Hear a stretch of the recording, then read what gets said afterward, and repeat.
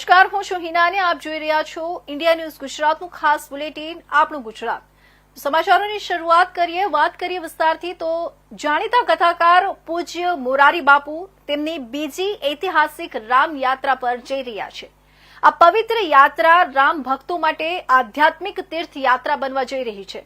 આ યાત્રા ચિત્રકૂટથી શરૂ થઈને શ્રીલંકા સુધી પહોંચીને અયોધ્યામાં સમાપ્ત થશે, જેના અનુસંધાનમાં આજે 25 તારીખે પૂજ્ય બાપુએ ચિત્રકૂટથી મીડિયાને સંબોધતા જણાવ્યું હતું કે આ યાત્રામાં 3 બાબતો કરવાની છે: સાંભળવું, યાદ રાખવું અને સત્ય, પ્રેમ અને કરુણાનો આશ્રય લેવો।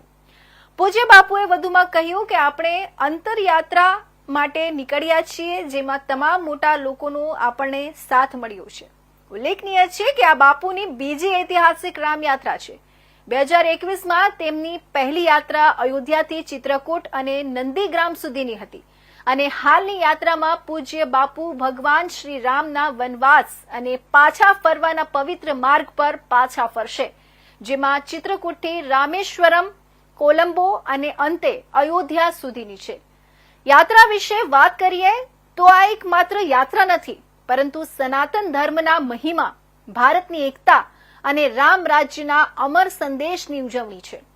આ યાત્રા 25 ઓક્ટોબરે ચિત્રકૂટના અત્રિ મુનિ આશ્રમથી શરૂ થશે અને 4 નવેમ્બરે અયોધ્યામાં સમાપ્ત થશે। આ યાત્રા દરમિયાન 11 દિવસમાં મોરારી બાપુ અને તેમની સાથેના 411 ભક્તો લગભગ 8000 કિલોમીટરની મુસાફરી કરશે અને 9 પવિત્ર સ્થળોએ રામકથાનું પઠન કરવામાં આવશે। આ યાત્રા માટે 22 કોચની ખાસ ટ્રેનની વ્યવસ્થા કરવામાં આવી છે અને રામેશ્વરમથી કોલંબો અને ત્યારબાદ અયોધ્યા સુધીની યાત્રા હવાઈ માર્ગે પણ કરવામાં આવી છે। આ યાત્રા સત્ય, પ્રેમ અને કરુણાંતિકાની યાત્રા છે। દરેક વ્યક્તિ તેમાં જોડાઈ શકે છે અને ગમે ત્યાં કથા સાંભળી શકે છે। આ યાત્રામાં બધી વ્યવસ્થા, મુસાફરી, રહેવાની વ્યવસ્થા અને ભોજન સેવા અને પ્રસાદના રૂપમાં કરવામાં આવે છે। આ રામયાત્રાનું આયોજન શ્રી મદન જીપાલીવાલ સંત કૃપા સનાતન સંસ્થાન દ્વારા કરવામાં આવી રહ્યું છે, જેમની ભક્તિ અને સેવાની ભાવનાએ આ ભવ્ય કાર્યક્રમ શક્ય બનાવ્યો છે। આ સામૂહિક આધ્યાત્મિક પ્રયાસમાં યોગદાન આપનારા તમામ ભક્તો, સહયોગીઓ અને સંગઠનોનો અમે હૃદયપૂર્વક આભાર માનીએ છીએ।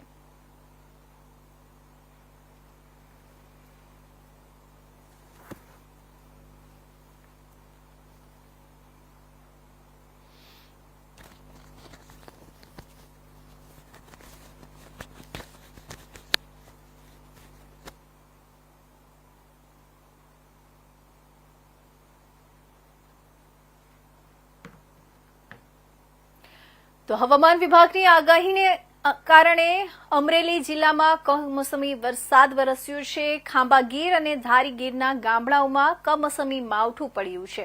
ખાંભા શહેરમાં ધીમી ધારે વરસાદ વરસ્યો હતો તો ધારીના ત્રંબકપુર અને ગોવિંદપુરમાં વરસાદ વરસ્યો હતો। સાવરકુંડલાના ધજડી ગામે વરસાદી છાંટાઓ શરૂ થયા હતા। અમરેલી જિલ્લાના મોટાભાગના તાલુકાઓમાં સવારથી જ વાદળછાયું વાતાવરણ સર્જાયું હતું।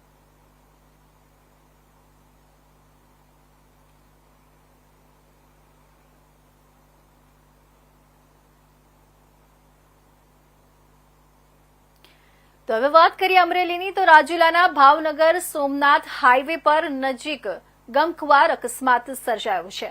રાજુલા નજીક છતડિયા ગામના બ્રિજ ઉતરતા ટ્રેલર પાછળ 4 વ્હીલ ગાડી અથડાઈ હતી અને 4 વ્હીલ કારનો અકસ્માત સર્જાયો હતો। 10 મુસાફરો કારમાં ફસાયા હતા। હાઈવે પર નીકળતા ટ્રક ચાલકોની મદદથી ફસાયેલા મુસાફરોને બહાર કાઢવામાં આવ્યા હતા। આશરે 10 જેટલા મુસાફરોને નાની મોટી ઈજાઓ થઈ હતી અને તમામ ઈજાગ્રસ્તોને 108 મારફત રાજુલા સરકારી હોસ્પિટલ ખસેડવામાં આવ્યા હતા। મુંબઈનો પરિવાર સોમનાથ જતા હોય તે દરમિયાન અકસ્માત સર્જાયો હતો। પ્રાથમિક સારવાર બાદ તમામને ખાનગી હોસ્પિટલમાં વધુ સારવાર અર્થે રેફર કરાયા।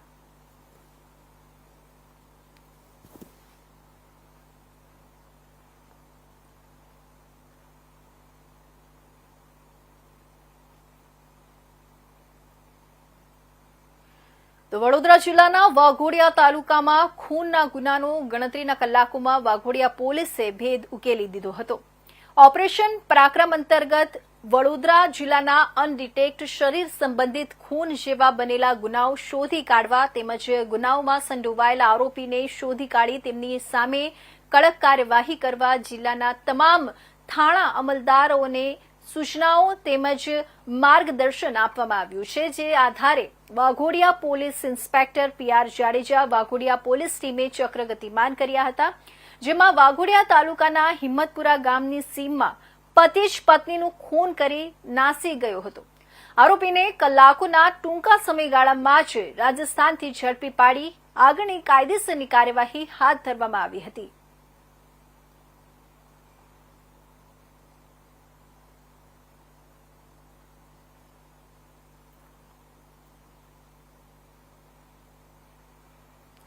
તો સાસણથી તાલાલા રોડ પર ટ્રાફિક જામ સર્જાયો. 10 કિલોમીટર સુધી વાહનોની લાઈનો લાગી. તહેવારને લઈને પ્રવાસીઓ ગીર તરફ ઉમટ્યા. મોટી સંખ્યામાં પ્રવાસીઓ આવવાથી વાહનોની ટ્રાફિક સર્જાઈ.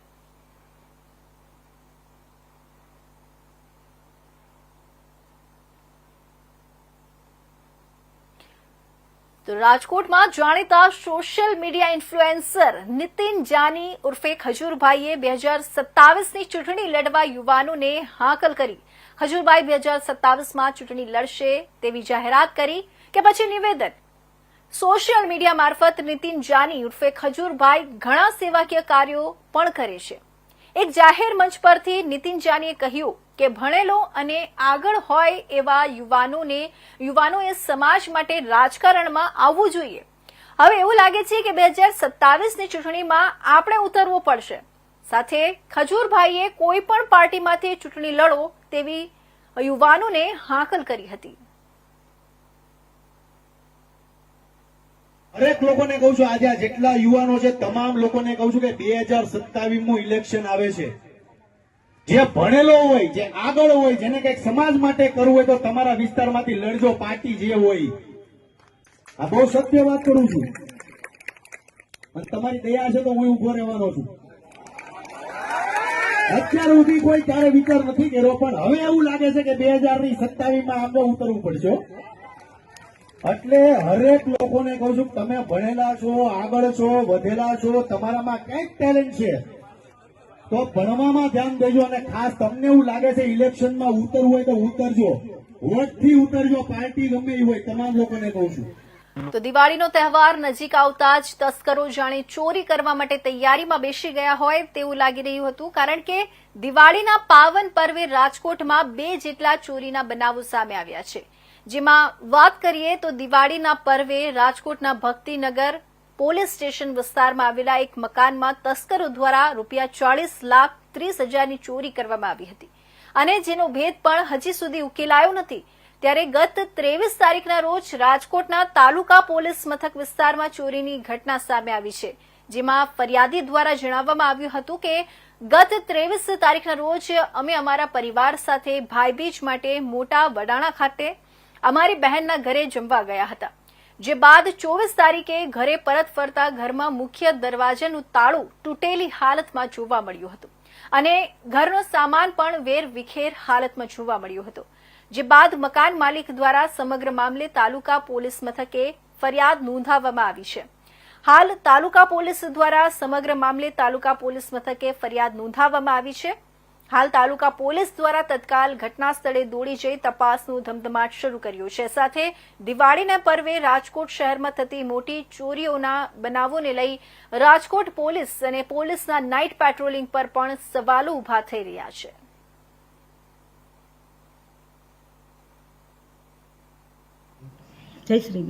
જયશ્રીબેન, ક્યાં ગયા હતા કાલે અને ક્યારે આવ્યા અને શું જોયું? કાલે અમે 9:30 ગયા હતા દીકરીને ઘરે મોટા વડાના અને આવીને 10 વાગ્યા જ આવ્યા. જ્યાં આમ હોલમાં ચાવી ભરાવીને ભેગો તો આમ દરવાજો ખુલી ગયો તો કીધું કાલે આમાં ચોર આવ્યા લાગે છે. પછી જોયું તો કેટલી ચોરી કરી ગયા છે? 23 તોલા હોનું છે ને 2 લાખ ઉપર રૂપિયા છે. લોકો અત્યારે તાળું મારીને બહાર જતા હોય ત્યારે ખાસ કાળજી રાખવી જોઈએ. CCTV ફરજિયાત લગાવવા જોઈએ કે નહીં, શું લાગે? લગાવવા જ જોઈએ. લગાવવા થાય એટલે કેટલો અફસોસ થાય છે અત્યારે? અફસોસ તો થાય જ તે. લોકો ખાસ લોકોને શું ચેતવણી રૂપ સંદેશ આપશો? હવે ઘરેણું ઘરમાં રખાય નહીં સોનું. તો જેતપુર દીપાવલી ફનફેર મેળામાં રાઇડ્સ તૂટવાનો મામલો, રોટરી ક્લબના પ્રમુખ બિપિન ઠુમરની પ્રતિક્રિયા. ફિટનેસ સર્ટી અને મંજૂરી આવ્યા બાદ જ મેળાનું કોન્ટ્રાક્ટ આપવામાં આવ્યા હોવાનો આક્ષેપ કરવામાં આવ્યો છે, દાવો કરવામાં આવ્યો છે. યાંત્રિક કમિટીને જાણ કરીને રાઇડ્સમાં તપાસ કરવા સૂચના આપી. બીજી વાર આવી ઘટના ન બને તે માટે તકેદારી રાખવામાં આવશે. રાઇડ્સની તમામ જવાબદારી રાઇડ સંચાલકોની હોય છે. તમામ પ્રકારની મંજૂરી તેને લેવાની હોય છે. રાઇડ સંચાલક દ્વારા તમામ રાઇડ્સ ફિટનેસ સર્ટી લીધા હોવાનો દાવો કર્યો છે. ફિટનેસ સર્ટી તેમજ પરફોર્મન્સ લાયસન્સ એનઓસી કમ્પ્લીટ હોવાનો દાવો કરવામાં આવ્યો છે. રાઇડ સંચાલકો 2 કરોડનો વીમો તેમજ રોટરી ક્લબ દ્વારા 2 કરોડનો વીમો, કુલ 4 કરોડનો વીમો લીધા હોવાનો દાવો કરવામાં આવ્યો છે. જૂનાગઢમાં ઇજાગ્રસ્ત દંપતીને તમામ પ્રકારના સારવાર સંસ્થા દ્વારા આપવામાં આવશે. અમારે યાંત્રિક કમિટી તથા મામલતદાર સાહેબ અને કલેક્ટર સાહેબમાંથી તમામ મંજૂરી અમે લીધેલી છે અને ફિટનેસ સર્ટી આવ્યા પછી જ જે મેળાનો અમે કોન્ટ્રાક્ટ જેને સંચાલન માટે આપેલો છે સંસ્થા તરફથી, ત્યાર પછી જ અમે એને ચાલુ કરવા માટેનું કીધેલું છે. બાજુમાં જ એક બીજી પણ રાઈડ છે, તેમાં પણ સલામતી જેવું કંઈ હા. લાગતું નથી, તો શું કહેશો આ બાબતે?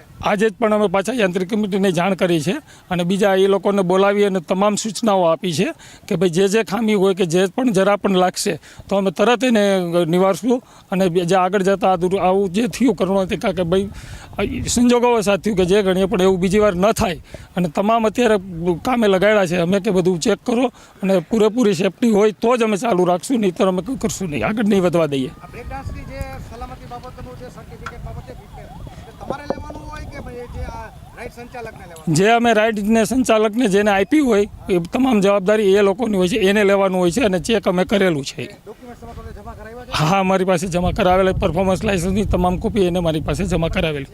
હા છે. ગઈકાલે શું ઘટના શું બની હતી, તમને કેવી રીતે જાણ થઈ? અમે અહીંયા બધા મેળામાં જતા સંચાલકો અહીંયા બેઠા હતા અને જે આમ મહેમાનોના આમંત્રિતો હતા અહીંયા હતા. આ સાઈડ રાઈડ ચાલુ હતી જે અમારી એકદમ નજીકમાં જ થાય. ચાલુ દરમિયાન કોઈ એવું યાંત્રિક ખામી સર્જાણી કે જે ક્રોસ થઈ ગયું એનું પેલું અને જે અંદર દંપતી બેઠું હતું એ નમી ગયું અને બહાર નીકળી ગયું.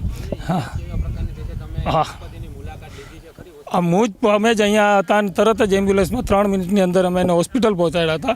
માથાના ભાગે આંખની ઉપર થોડી ઈજા થઈ છે, એમાં એને સ્ટીચીસ આવ્યા છે અને અત્યારે એકદમ ભયમુક્ત છે અને ઘેરે છે અને વ્યવસ્થિત એને સારવાર અમે છતાં શંકા લાગવા છતાં તોય છતાં અમે એને જુનાગઢ લઈ અને સિટી સ્કેન કરાવી, બધું અમને નોર્મલ લાગ્યું. ત્યાર પછી જ અમે એને રિલીઝ આવ્યા.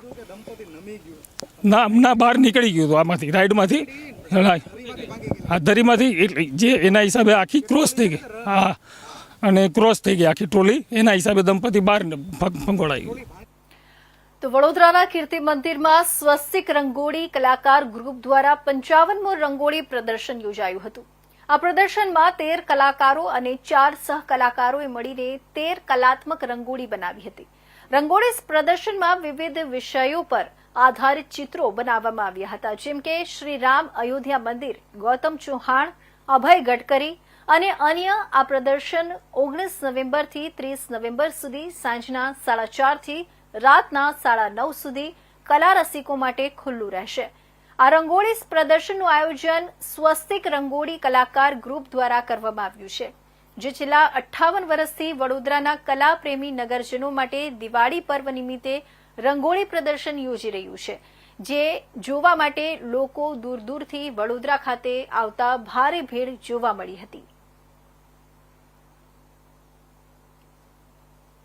ભરૂચથી આવું છું અને લગભગ છેલ્લા 10 વર્ષથી કીર્તિ મંદિરની મુલાકાત લઉં છું અને આ રંગોળી મને એટલી બધી ગમે છે કે હું અચૂક આની મુલાકાત લઉં જ છું.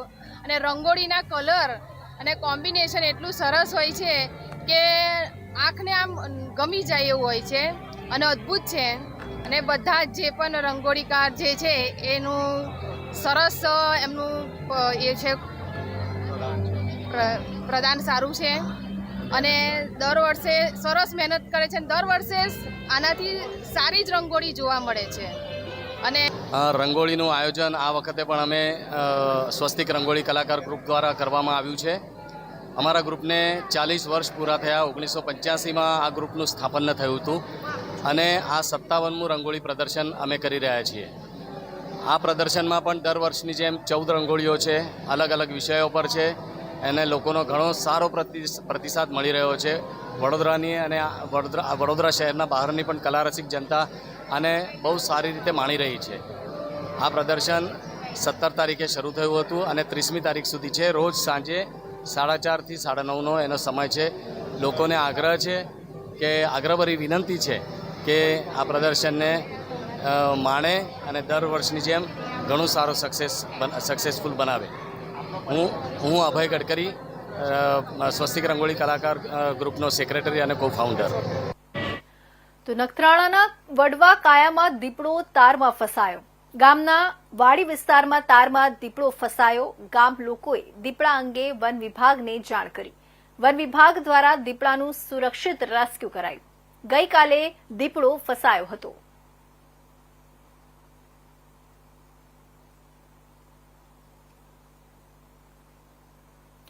વડોદરા મહાનગરપાલિકા દ્વારા સમગ્ર વડોદરા શહેરને પ્રથમ વખત દુલ્હનની જેમ સજાવવામાં આવ્યું છે.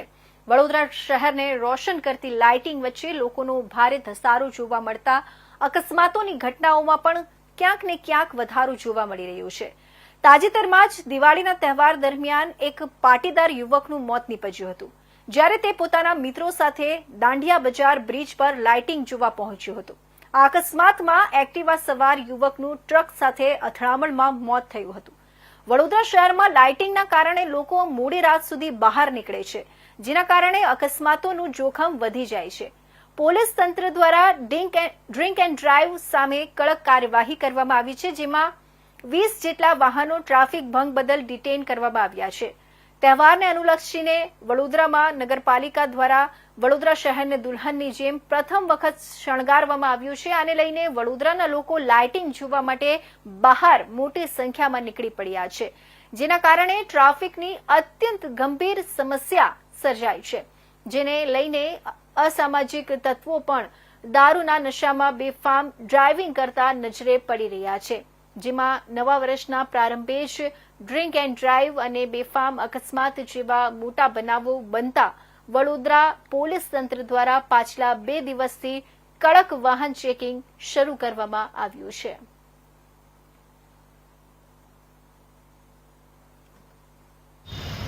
વડોદરાને કહેવાય કે પહેલી વખત આટલી સરસ રીતે સજાવવામાં આવ્યું છે દુલ્હનની જેવી રીતે, જેના લીધે કહેવાય કે વડોદરાના બધા જ લોકો માં ખૂબ ખુશીનો માહોલ જોવા મળે છે. અને વડોદરાના લોકો કહેવાય કે રાત્રે રીતે બહાર નીકળી અને ફોટોગ્રાફી પણ કરી રહ્યા છે, જેથી કહેવાય કે બધામાં એક ખુશીનો માહોલ જોવા મળી રહ્યો છે.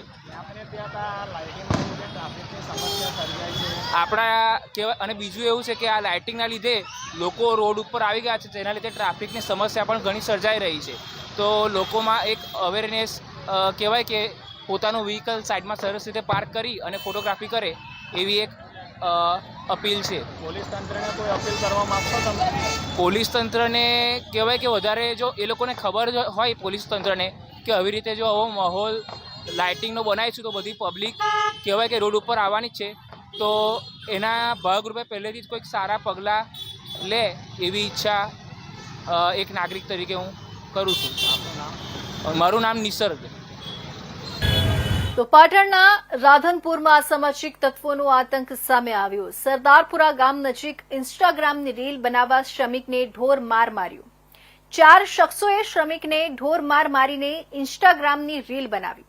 લોખંડના પંચ અને લાકડી વડે માર મારી ઇન્સ્ટાગ્રામ રીલ પોસ્ટ કરી. શ્રમિક યુવકને બરડા અને હાથના કાંડાના ભાગે માર મારીને લોહી લુહાણ કર્યો. શ્રમિકને ઢોર માર મારીને જાનથી મારી નાખવાની ધમકી આપતા ફરિયાદ નોંધાઈ. રાધનપુર પોલીસ સ્ટેશન ખાતે 4 અજાણ્યા શખ્સો સામે પોલીસ ફરિયાદ નોંધાઈ.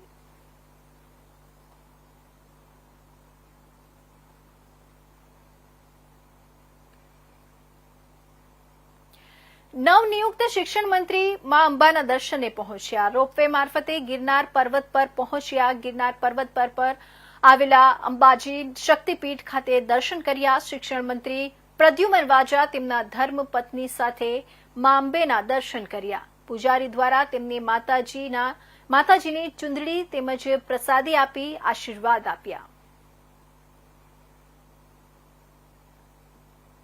ગિરનારની પવિત્ર ગોદમાં આજે માતા અંબાજીના દર્શન અને પૂજન કરી અને ભવ્યતા અનુભવી અને સમગ્ર ગુજરાતની જનતાની સુખાકારી માટે મા અંબાજીને પ્રાર્થના કરી. ખાસ કરીને આજે દિવાળીનો તહેવાર છે, મોટી સંખ્યામાં લોકો આવતા હોય. વડાપ્રધાન સાહેબનો ડ્રીમ પ્રોજેક્ટ કઈ રીતે સર ખાસ પ્રવાસીઓને માટે?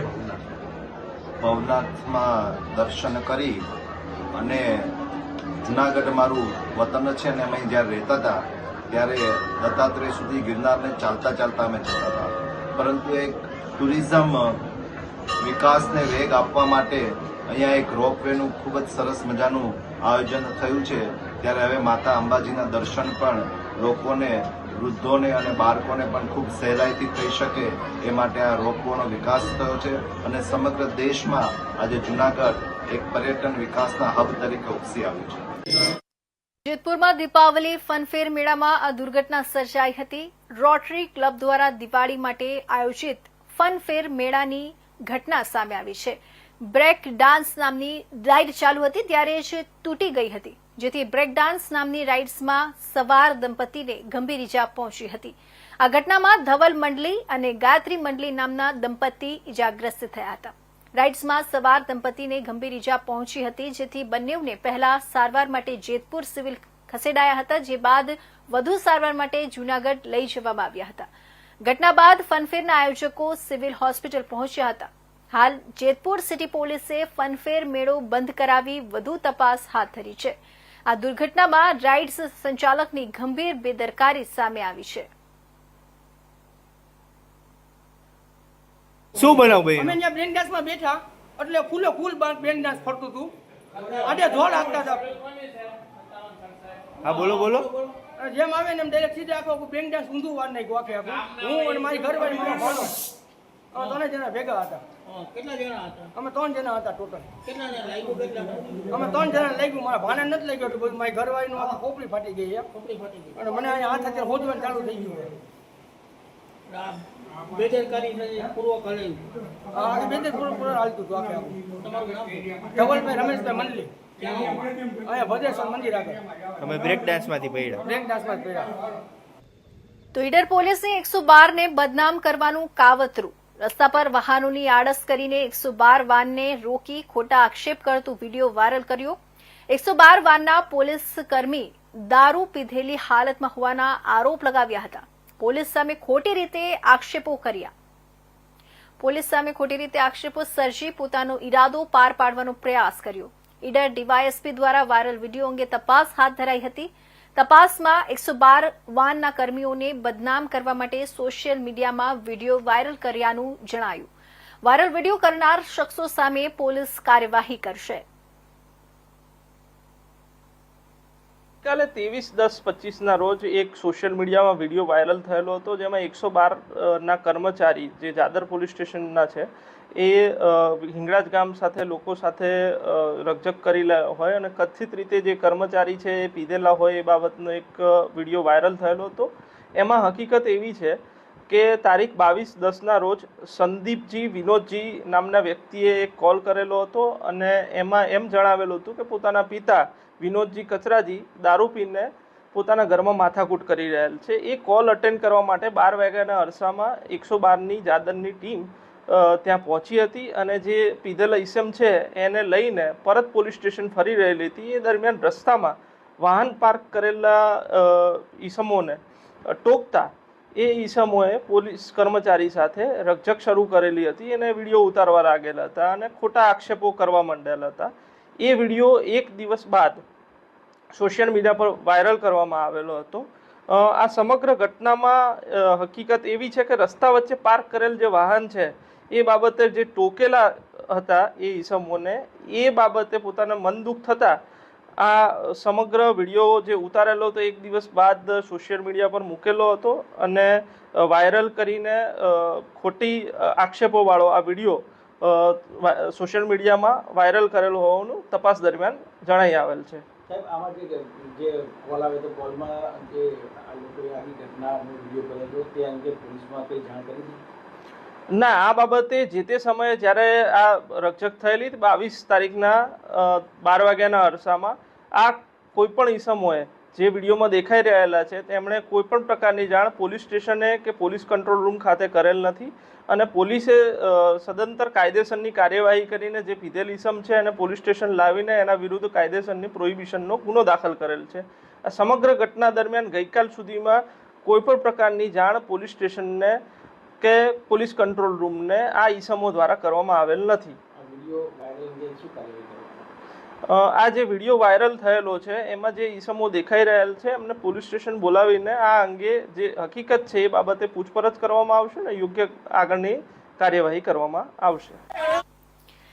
તો આ હતા આજના ખાસ બુલેટિન આપણું ગુજરાતના સમાચારોમાં. બસ આટલું જ.